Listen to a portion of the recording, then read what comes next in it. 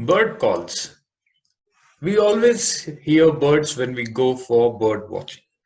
And as a bird watcher and also as a bird guide, we should know how to identify birds by the bird calls. Almost all species of birds have their own kind of callings, the sound, the noise they make. And when do we hear birds making noise? Okay, the calls. Dawn chorus, that's very early in the morning. We'll talk about it. In the dense forest, you'll hear bird calls. When the birds are far away, you can't see them, you hear bird calls. At night, some birds call. Mobbing. Mobbing is when a lot of small birds attack a predator. I'll tell you more about it soon. Uh, how does it help a birder to know bird calls? First of all, it will help a birder by listening to the call, identifying it's a bird calling, that where the call is coming from, where to look for a bird, and also which bird is the one which is calling. Okay, so let's look at dawn chorus.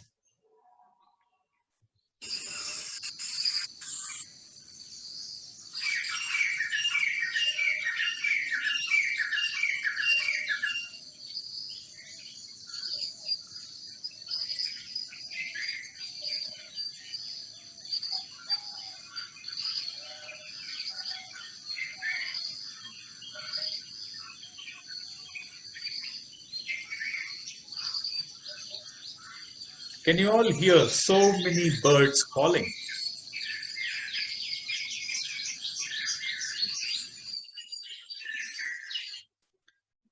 So early morning, when the first light comes, that time is called dawn. Dawn chorus means when lot of birds call, sing at the same time in the morning before the sun comes up is called dawn chorus. And during this time, if you know what bird is making that noise, it will be easy for you to identify and to go look for the birds. So this is one of the time birds sing. Owls, if you see them in open daylight like this, it's easy to identify them. But at night, when you hear the owls, they can be far away or hiding inside a tree, not visible because it's dark. And also, it can be risky to go out in the night to look for owls. But when you can identify by the call, then you know which owl was calling. Sometimes the birds which are active during the day, like the lapwing or the thickney, can also be active during the night, and they do call at the night. So it's if you know the bird calls, how the lapwing calls or how the thickney calls, then at night also you can identify what bird was calling. Some birds like nightjars, which are active during the night, okay, and daytime they sit on the ground or a tree, very well camouflaged. And we have many species of nightjars, and these nightjars, they look very similar to each other. The different species look very similar to each other, and one of the easiest way to identify is by their calls. So let's listen to the jungle nightjar.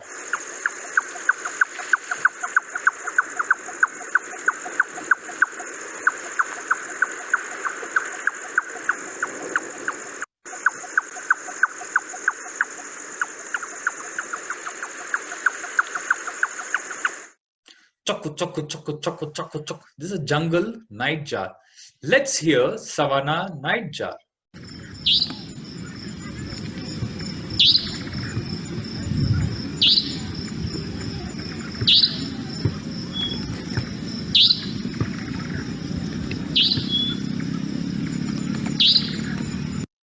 See how different both the bird call was. Okay, jungle nightjar and the savanna nightjar, but they look almost the same. So if you know how these bird calls, then it will be easy for it to identify which nightjar was calling. Not just the birds which come out at night. We have many birds. For example, if you take warblers, warblers are small green or brown color birds. They're found high up on the trees or low bushes, and they're very quick to move. And some of them, you don't get a good view, and markings are not clear. But you can identify them by their call if you know them well. And same with the wren babbler, which are found in the Himalayas in the northeast India. They prefer to be found in a dense forest in the undergrowth, and very rarely they come out in the open like this.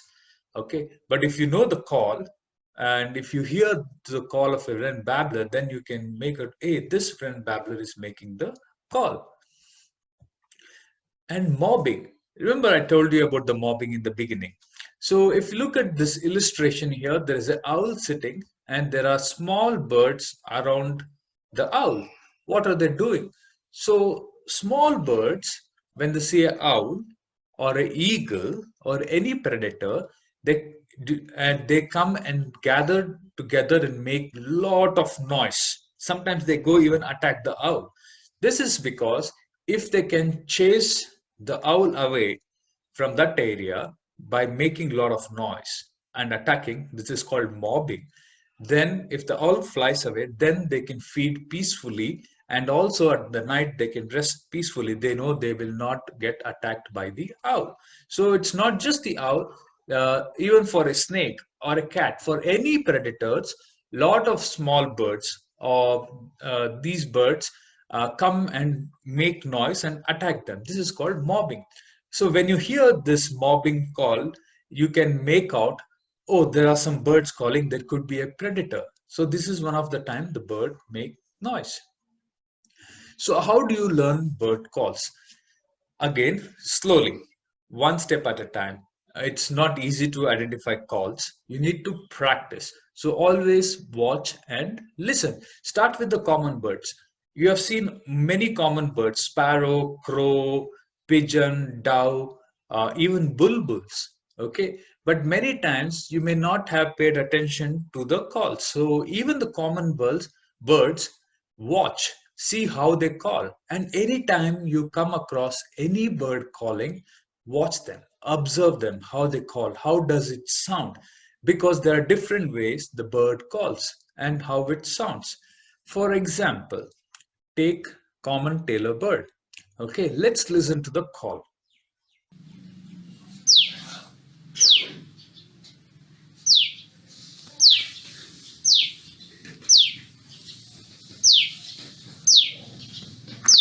Can you hear?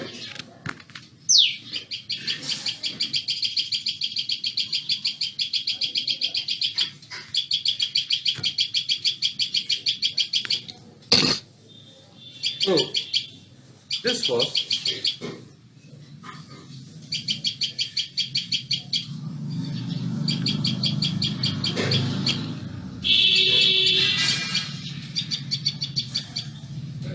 all this noise made by tailor bird, including this one.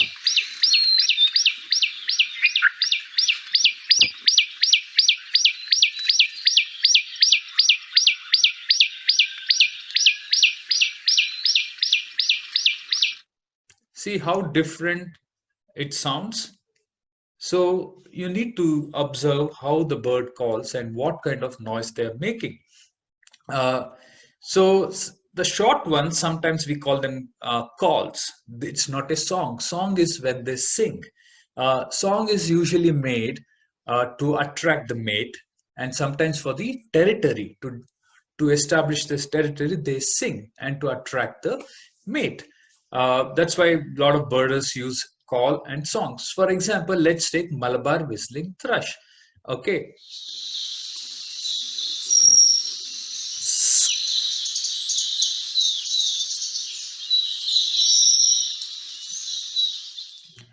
This we call them call. And let's listen to the song.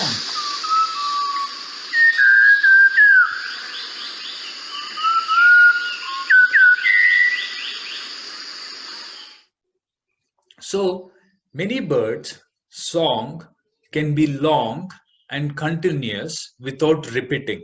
Okay, some birds' song can be repeating. Let's listen for example. Okay, let's listen to the common hawk cuckoo. This bird, how it calls, the song in fact.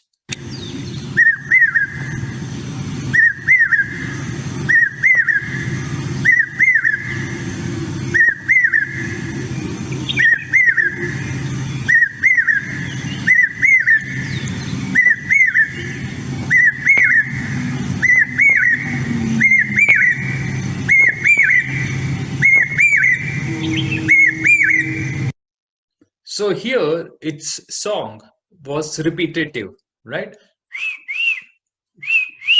However, in previous, the Malabar whistling thrush, the song was continuous. So birds call or sing the song differently. So you can make a fun thing about remembering the calls. For example, common hawk cuckoo you heard, a lot of bird watchers call it. It sounds like a brain fever, brain fever, brain fever. Okay, let's listen to the Indian cuckoo.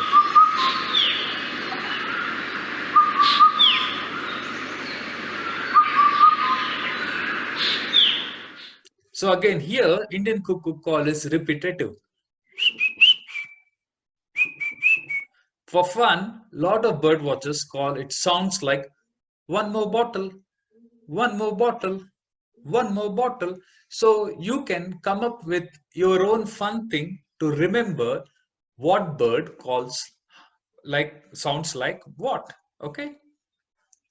However, after learning, you'll get confused because birds like Racketal drongo or many drongo families and leaf birds, they're excellent mimic. Yes, they do mimic. So these birds make calls of other birds. Okay. And especially drongo, not only the calls of other birds, they also make noise of some animals, monkeys, okay, or even a vehicle. So sometimes we get confused. What bird is that? And then you don't find the bird because these birds will be mimicking. It's very interesting. And look at this video carefully and listen. Watch this video.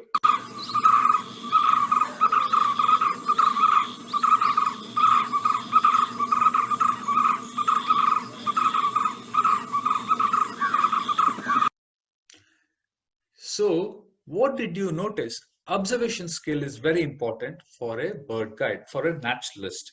So, by listening to the bird calls, and in the beginning, I said if you want to learn about bird calls, you need to watch and listen. So, if you observe here, did you see the bird when it was calling? It was not opening its mouth, it was calling from the throat. Same with the pigeons and doves. So these birds, when they call, when they sing, they do it from their mouth closed. So it's very interesting, isn't it? So let's look at distribution maps. What are distribution maps? So in the bird guide, here you'll see a map, okay, and the name of the bird and the illustration. The distributions map for a guide is very important because if you know this particular bird is found or not found in this area, then it will narrow it down for your identification. For example, if you look at these two woodpeckers, okay, and one is the lesser golden back. Here, the green is the area of map of India inside where the bird is found. And look at the greater golden back. Okay, sometimes they may look same if you don't get a good view, and it's the greater golden back or not, it's not found in many parts of India. So like this, if you know from before the distribution of the bird in that area, you can actually narrow it down what bird it was, you know, the if they are very similar looking birds. And how else you can learn about birds easily and quickly? For me, when I was in school, I found a bird book, Book of Indian Birds by Salim Ali, in our school library. And because I was in the city, I didn't get opportunity to go out and birding. But what I used to do is, I used to look at the bird book almost every day. because I was interested. And I tell this to all the people who are getting into bird watching to look at the bird books, look at the name and how the bird looks. Okay. And one thing you should do is find the list of birds, checklist of birds found in your area. Okay. And look at the name of the bird and look in the book how it's written and how the bird looks and what information is given.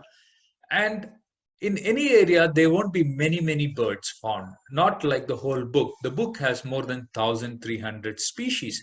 In your area it could be 100, 200, 300 birds. If you have a list, you pick out all these birds found in this area from the list and look in the book regularly, as much as you can. Every day, once if you look, you will get used to the bird names and also how the bird looks.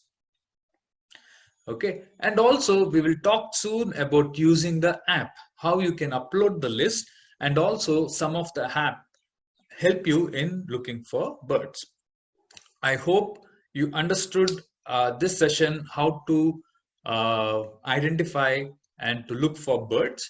Okay, so go enjoy bird watching. Yes, thank you.